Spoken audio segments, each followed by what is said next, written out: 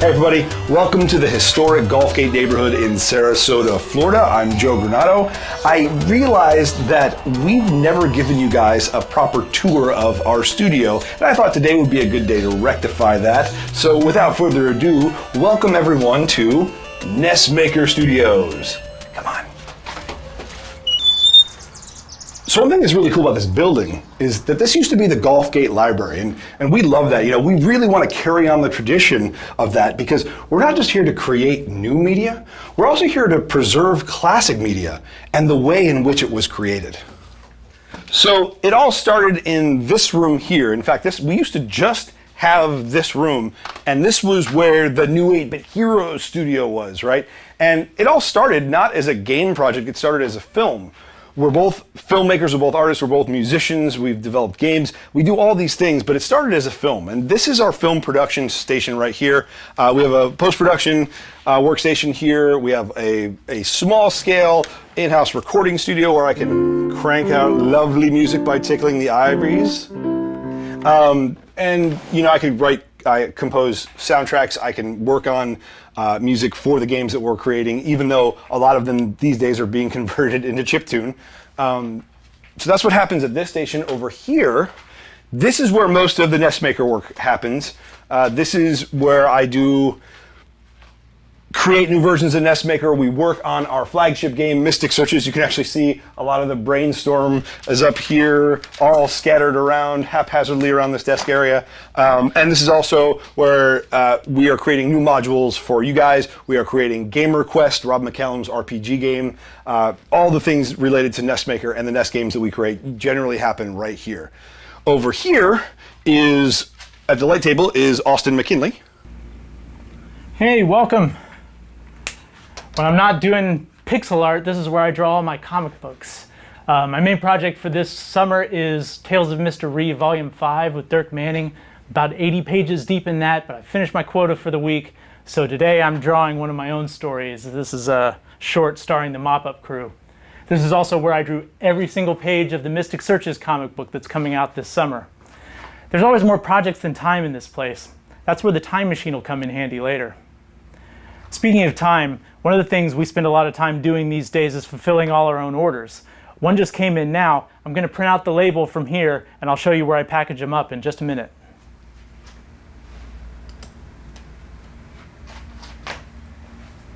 Go ahead. You probably saw this guy on the way in. He likes to hang out at the top of the stairs and startle people when they come around the corner. This is the spacesuit from my film Life in a Glass House. Also got some other movie posters back here, Caster's blog that Joe and I did together, my film Quicklime, and the same thing I'm drawing a comic book of today, Mop-Up Crew. And here's our storage. We used to have all this stuff crammed into this one room, so we really appreciate having a little extra space to let it breathe a bit. This is where we keep all our archives, our stock, our road cases for when we take things out on to conventions, and the printer where we package up new copies of Mystic Origins to go to new homes. I'm going to leave this here for a second. Right now I want to check in with some artists that are helping us out with some extra projects, and they're doing some really cool stuff in here. I'm really excited to check out and see what they're doing. So this room we like to think of as our classroom. It's also sort of a collaborative working space. We want to have workshops here. We did Game Jam here this year. Right now we have two of our artist friends that are working on projects for us. One is a modern project. Sam is actually also working on something NES related. Sam, do you want to talk about some of what you're working on right now? Sure.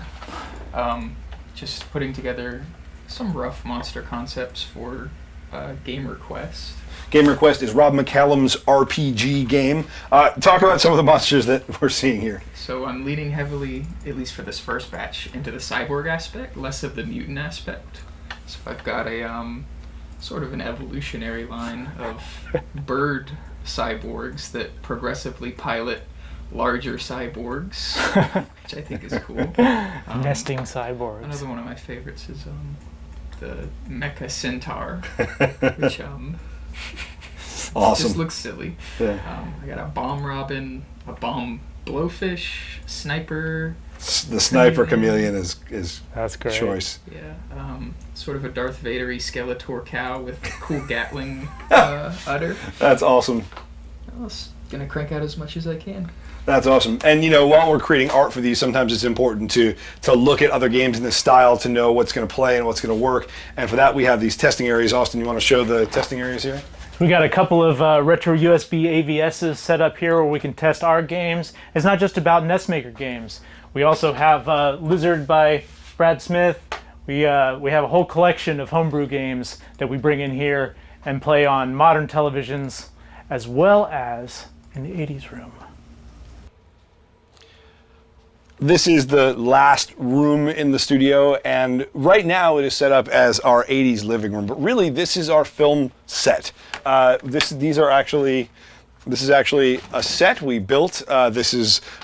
It's funny because this is wood paneling that's covering the drywall, which is covering old 80s wood paneling underneath. So that's kind of funny, but we built this set with icons from the 80s, and we have a CRT from the 80s, one of the old furniture looking ones with a VCR, and a working NES hooked up to it. And this is just the greatest environment to test games. It really makes you feel like you're back in that era, but we can use this for a lot more than just working on NESmaker and Mystic Searches related stuff. We've also got a green screen, we've got our camera rigs, we've got our light rigs. Also, this doubles as a live room if we ever wanted to turn this into a recording studio. We have an 8-channel snake that pipes up through the ceiling into the control room. So we could do live broadcast, we could do audio recording out of this room. This is the NESmaker Studios, and we are super excited to have this space to be able to create out of not just NES games, but comics, film, audio, all the creative things that we do, and be able to invite the community to experience this stuff